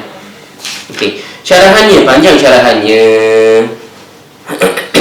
Doa ni doa istiftah wajjahtu. Maknanya kita baca sebelum ni betul dah kan, tapi tak baca habis. Betul tak? Tak baca habis. Okey, dah tu kita baca tu alhamdulillah, sebab doa istiftah ni adalah sunat. Tak baca pun tak apa. Dan ini adalah versi yang panjang. Kita diarahkan menghafal versi yang panjang, sedangkan ada versi yang pendek. Nanti kita boleh tengok nanti. Okey. Jadi dia kata apa ni kat sini? Wa ila hadha asyara al-musannif wa tamam al-ayat hakadha inni wajjahtu wajhi lilladhi fatara as-samawati wal ardh. Ini sebenarnya diambil daripada lepas tu satu lagi dinyatakan riwayat dinyatakan pada solat malam. Maknanya kalau solat pagi kita nak baca tak ada masalah juga. Sebab dikatakan riwayat maknanya benda ni luas. Kita tak perlu ikatkan diri kita, luas.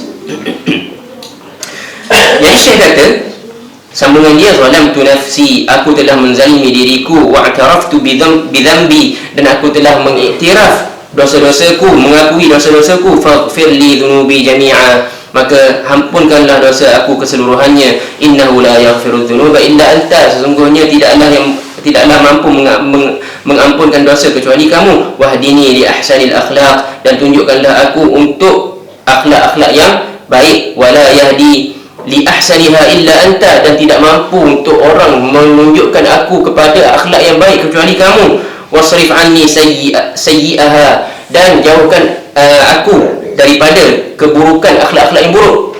Okey, la yasrifu anni sayyi'aha illa anta, tidak ada yang mampu untuk menghindarkan aku daripada akhlak yang buruk kecuali engkau. Labbaika wa sa'daik, aku menjawab panggilanmu, wal khairu kulluhu fi yadik, dan fi yadaik, dan kebaikan kesemuanya ada di tanganmu, wasyarra laysa ilaik, dan kejahatan tiada padamu, wa ana bika wa ilaik, dan aku ada bersamamu dan untukmu, tabarakta wa ta'alait, kamu yang berkat, kamu yang tinggi, astaghfiruka wa atubu ilaik, dah familiar dah kan?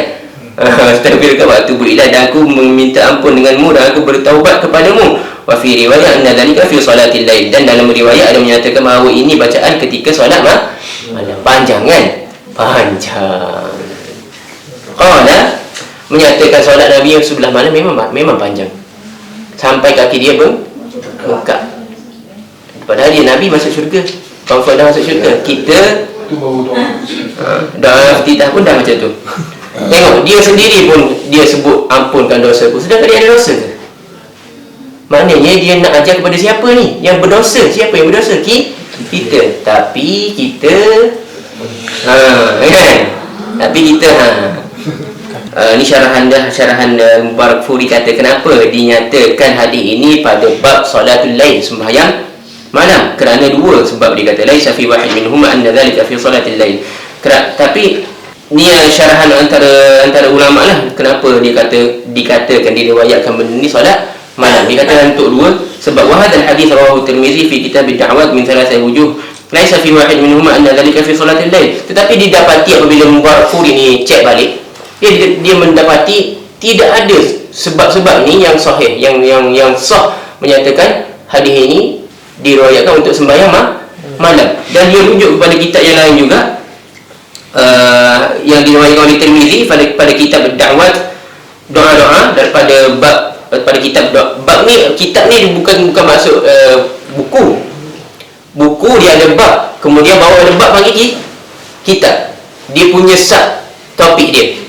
Kitab tu memberi makna sub topik. Di bawah sub topik doa-doa, dia kata dalam kitab yang ditulis oleh Tirmizi daripada tiga sudut menyatakan tidak ada pun yang menyebut hadis ini dikhususkan untuk solat malam. Bal waqa'a fi wahid minhuma, bahkan salah satu periwayatan yang ada pada Tirmizi ini menyatakan idza qama ila salatil maktubah, sekiranya Nabi bangun untuk sembahyang wajib. Kan tadi dalam hadis disebut idza qama ila salat kan? Dalam hadis riwayat Tirmizi, ini hadis ini diriwayatkan oleh Muslim. Syekh kata, pensyarah kitab dia kata dalam hadis yang diriwayatkan oleh Muslim Tirmizi ada 3 jalur periwayatan hadis yang sama, dan dalam ketiga-tiga jalur tersebut tidak menyebut salat malam. Bahkan salah satu daripadanya menyebut iza qama, apabila dia bangun, ila salatil maktubah, untuk sembahyang fardu. Maknanya tidak semestinya untuk salat malam lah. Faham kan? Ini syarahan Syekh. Iza qama ila salatil maktubah Rawahu Abu Dawud aidan fi sunanihi fi kitab as-salat. Abu Dawud juga meriwayatkan hadis yang sama pada kitab salat, pada subtopik salat, min wajahin, daripada dua jalur, lam yaqa fi wahid minhuma anna dhalika fi salatil lail. Tidak ada pun dua-dua jalur ini menyatakan bahawa doa ini dibaca pada solat malam. Itu hendak ditekankan oleh Syekh, sebab tu panjang sikit syarahan dia. Bal waqa'a fi wahid minhuma idza qama fil qadr waqa'a fi ini pun ada. Idza tada salatul maktubah, dalam periwayatan Daruqutni pun menyebut sekiranya Nabi memulakan sembahyang fardu. Banyak pula hujah menyatakan ini dibaca ketika solat fardu. Qala wajjahtu wajhiya lilladhi qala Syaukani fi an-Nail. Imam Syaukani juga kata pada kitab dia, wa zada idza qama ila salatil maktubah. Imam Syaukani pun sebut sekiranya dia bangun untuk sembahyang fardu. Wa kadzalika rawahu Syafi'i, yang diriwayatkan oleh Syafi'i, wa qayyarahu aidan bil maktubah, dan Syafi'i sendiri pun mengikatnya pada solat fardu. Wa kadza wa ghairuhuma, dan banyak lagi orang-orang lain pun menyebut sedemikian. Fal qawlu bi anna hadha ad-du'a makhsus bi salat at-tatawwu', maka pandangan yang mengatakan bahawa doa ini adalah khusus untuk sembahyang yang sunat, salatul lail tadi tu solat sunat lah kan, tatawwu', wala yakunu masyru'an fil maktubah batilun jiddan, dan ia bukan dikhususkan ataupun dibenarkan untuk bacaan solat yang fardu adalah batil. Dakwaan itu adalah batilun jiddan, sangat batil, sangat tidak tepat pandangan Syekh. Faham kan? Sebab dia analisa segala semua dah, dia analisa hadis-hadis dalam kitab-kitab ahli hadis yang lain. Faham kan? Jadi kita alhamdulillah baca syarahan dia, kita dapat tahu walaupun dinyatakan oleh Imam Ibn Hajar bahawasanya dalam riwayat Muslim, dia amanah pada ilmu. Dia kata dalam riwayat Muslim ada menyebutkan riwayat mengatakan ini untuk solat malam. Jadi tugas orang yang belajar mencari, Imam Ibn Hajar dah selesaikan tugas dia untuk menyatakan secara amanah, dinyatakan dalam Sahih Muslim. Kamu nak tahu betul ke salah, kamu cari sendiri. Dan alhamdulillah Syekh telah mencarinya. Syekh yang kita baca syarahan dia ni, okey, ini nama dia Ithaful Kiram, dia mensyarahkan. Faham ni? Jelas hadis tadi untuk solat fardu pun boleh. Okey, cuma bacaannya panjang. Yang kita baca tu separuh saja. Boleh lah, tapi afdalnya, hal yang utama kita buat tu alhamdulillah dah, utama dah tu. Sebab sunat je benda tu. Jadi benda yang sunat, yang dalam sembahyang ni, yang paling bagus sekali adalah bacaan Al-Quran, betul tak? Itu pun Nabi kata apa? Iqra' ma tayassara minal Quran, Allah kata. Apa yang mudah bagi kamu untuk kamu baca. Jadi kita carilah yang mudah untuk kita. Tak semestinya panjang itu adalah lebih afdal. Kan? Al-Quran pun Allah suruh cari yang mudah untuk dibaca. Okey? Lebih-lebih lagi kalau kita nak baca tu panjang-panjang tapi kita tak faham apa. Itu lagi masalah. Kita baca panjang tapi kita tak faham lagi masalah kan?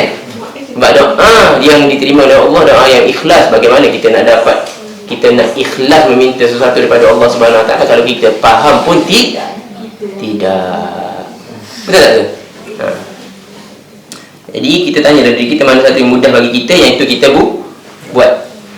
Bukannya panjang itu menandakan bagus, tidak semestinya. Hadis seterusnya, cuma apa saja yang kita pilih tu afdal tu sebab daripada Nabi.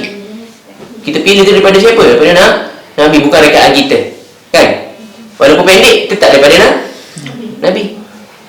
Yang pendek tu tadi lah. Ada lagi ni. Ada lagi. Peristiwanya akan datang.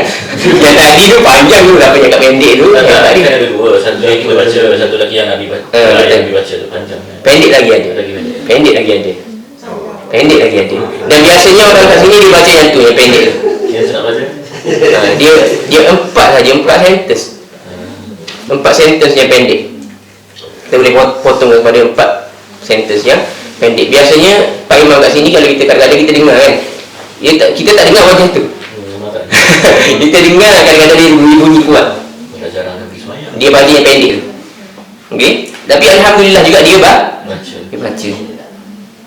Kalau dia tak baca pun alhamdulillah juga, sembahyang dia masih lagi sah. Sebab benda ni sunat. Kita layan benda sunat seperti mana ia sunat. Itu yang sepatutnya. Kadang-kadang buat, kadang-kadang tak buat. Kan? Ada orang dia tak tinggal sembahyang duha. Tanya dia kenapa? Saya nak murah rezeki. Bukan kerana murah rezeki, disebabkan lumayan duha tu disyariatkan. Kamu solat duha ni untuk Allah Subhanahu Wa Taala. Dan Allah tengok kamu sanggup meninggalkan kerja waktu orang semua bekerja. Kamu sanggup meninggalkan untuk Allah Subhanahu Wa Taala. Waktu orang duk sibuk bekerja, pada waktu tu kamu melakukannya untuk Allah Subhanahu Wa Taala, maka Allah akan pemurahkan rezeki kamu. Itu sebenarnya. Maknanya dia buat tu untuk mengingati Allah, bukan tujuan untuk dimurahkan rezeki. Apa dah jadi pada solat kita? Dalam solat pun kita buat kerana nak hasil dunia. Rosak dah semua tu. Bahkan yang tu dia tak tinggal solat duha, tetapi solat lain dia tak endah pun. Lewat ke, tak lewat ke, tak sempurna ke, tak cukup syarat ke, tak kisah. Yang penting duha aku tak tinggal. Betul ke macam ni disyariatkan solat duha? Tidak, bukan sebab itu disyariatkan solat duha. Itu contoh lah tu. Jadinya kita pergi pada hadis seterusnya daripada Abi Hurairah radhiyallahu taala anhu, ia berkata, kana Rasulullah sallallahu alaihi wasallam idza kabbara lis-salati sakata hayatan qabla an yaqra. Daripada Abu Hurairah radhiyallahu taala anhu, dia berkata, Rasulullah sallallahu alaihi wasallam apabila dia bangun untuk sembahyang, dia takbir, kemudian dia berhenti seketika sebelum dia membaca. Fasa'altuhu, maka aku bertanya kepada Rasulullah sallallahu alaihi wasallam. Faqala, maka Rasulullah sallallahu alaihi wasallam bersabda, aqulu, waktu dia diam tu kan, waktu dia diam sejenak tu, rupanya Rasulullah tengah membaca, tapi bacaannya rahsia, bacaannya tak kuat. Rasulullah kata kepada Abu Hurairah, aku berkata, Allahumma ba'id baini wa baina khataayaya. Ya Allah, jauhkan antaraku dan antara dosa-dosaku. Padahal tak ada dosa pun.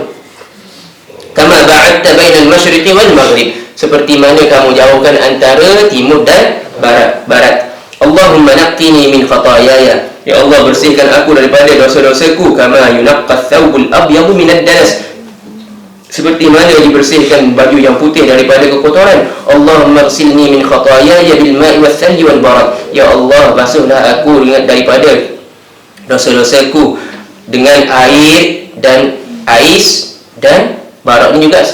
Barat ni hujan batu tu yang kita tengok bulat-bulat tu kan. Itu barat. Maknanya dengan benda-benda sejuk. Muttafaq alaih. Hadis ni lafaznya sama dalam Bukhari dan Muslim. Ini doa yang Nabi baca. Maknanya doa ni pun boleh dijadikan doa istiftah. Tapi yang ini kita tidak pernah tirainya terbuka bagi kita untuk kita tahu. Hari ini baru kita jumpa kan. Hari ini terbuka hijabnya. Ini tidak pernah diajar. Bahkan dipilih yang paling panjang sekali diajar kepada budak sekolah. Tanpa mereka memahami pun. Kan kadang-kadang bertukar, wa ana minal musyrikin wa ana minal muslimin. Last sekali dia, akulah daripada golongan kaum musyrikin. Kan? Betul tak? Jadinya sepatutnya ajarlah yang pendek dulu. Kata kat dia ada doa istiftah ni yang pendek kan, dan ada yang panjang, kamu boleh pilih. Ajar semua, tak ada masalah. Okey? Ini kita sampai sekarang baru kita tahu rupanya doa istiftah ni ada banyak. Ingatkan satu tu je. Betul tak? Alhamdulillah kita buka kita hadis. Bagi orang ramai, bagi dia doa istiftah tu je lah. Dia dengar yang lain bid'ah lah sini. Dia pula anggap orang lain bid'ah. Dia pula anggap orang lain wahabi. Sebenarnya dalam Islam ni luas. Kalaulah sahaja kita belajar. Hadis seterusnya insya-Allah sempat lagi daripada Umar radhiyallahu taala anhu. Di sini dinyatakan rawah Muslim bi sanadin munqati'. Sanad yang diriwayatkan oleh Muslim ini sanadnya yang terputus. Walid-Daraqutni mausulan, tetapi ada sanad yang diriwayatkan oleh Daraqutni, sanad itu bersambung. Sanad itu bersambung. Wa huwa mauquf. Dan hadis ini sebenarnya mauquf. Mauquf ni tidak sampai ke level hadis yang sampai kepada Nabi Muhammad SAW. Mauquf ni dia sampai ke tahap para sahabat sahaja. Maknanya yang berkata di sini adalah para sahabat. Siapa ni?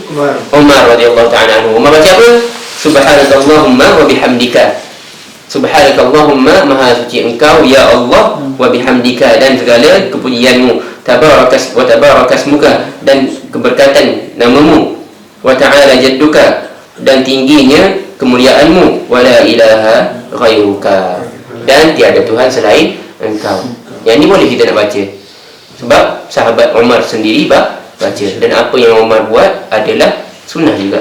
Seperti mana yang Nabi kata berpegang kepada sunnah khulafa ar-rasyidin al-mahdiyyin min ba'di. Ya, kalau nak buat yang pendek ni pun boleh, tak ada masalah. Allah subhanakallahumma wa bihamdika wa tabaraka ismuka wa ta'ala jadduka wa la ilaha ghairuka.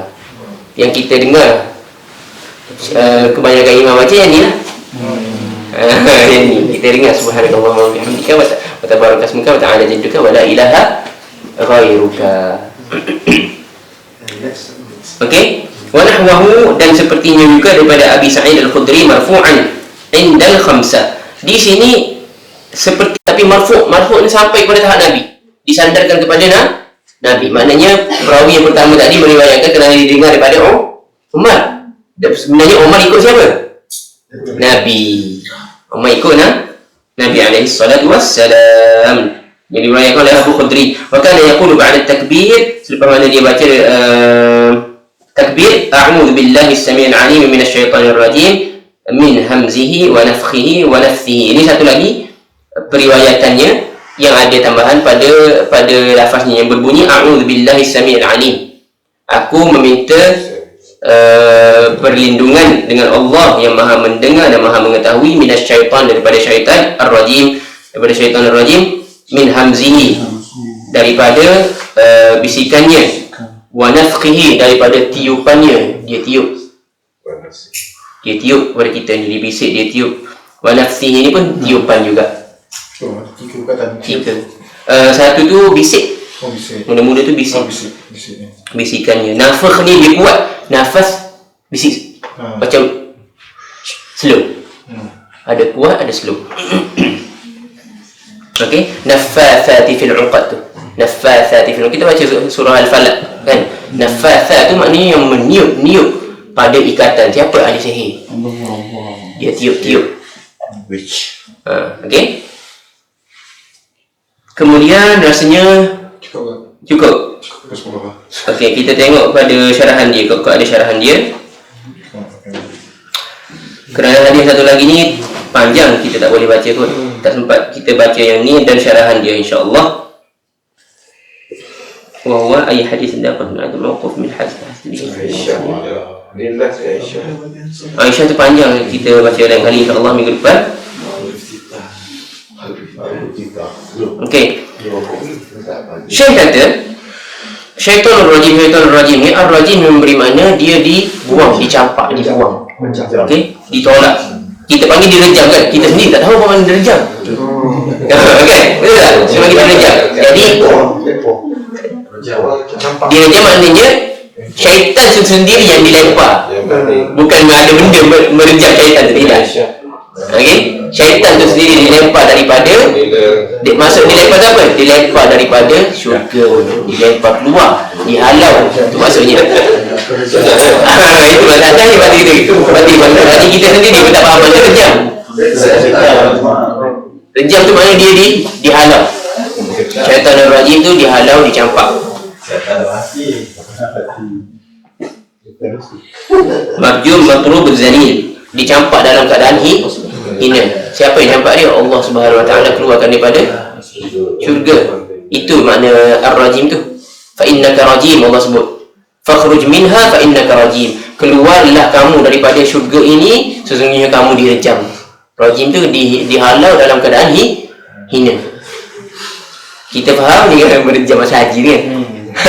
Sekarang dah faham makna dia sebenarnya. Syaitanur rajim tu syaitan yang dihalau dengan keadaan yang hina. Dia sendiri kena. Dia sendiri, bukan batu tu yang merejam dia. Batu rejam dia.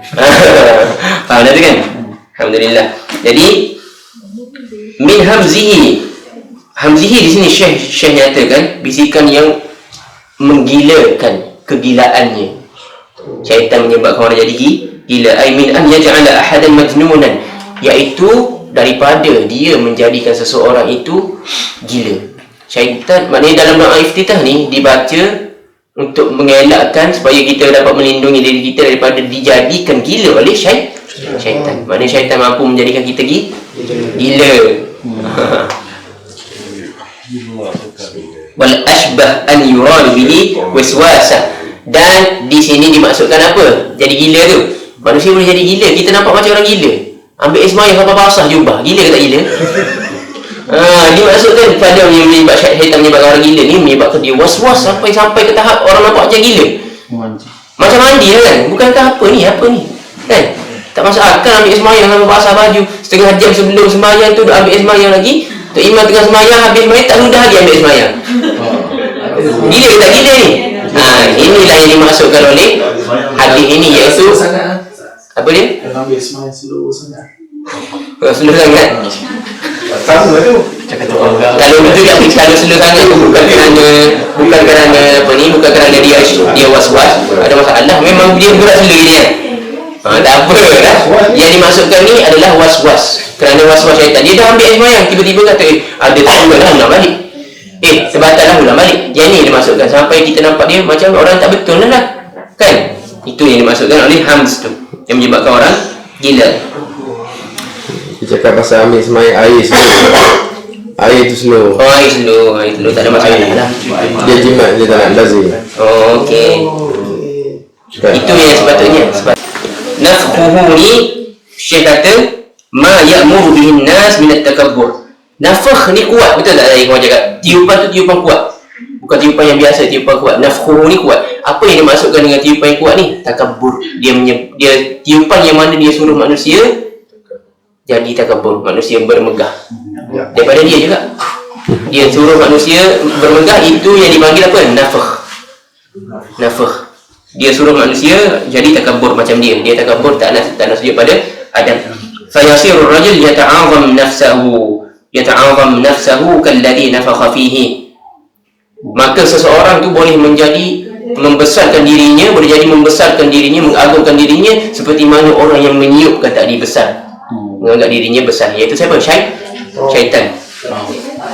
Wa nafsahu ai syi'rahu, iaitu syairnya. Syaitan ni dia tiup dengan tiupan yang lembut, betul tak? Nafas ni lembut. Maksud dia apa? Nyanyian dia, lagu-lagu dia, kan lagu lembut.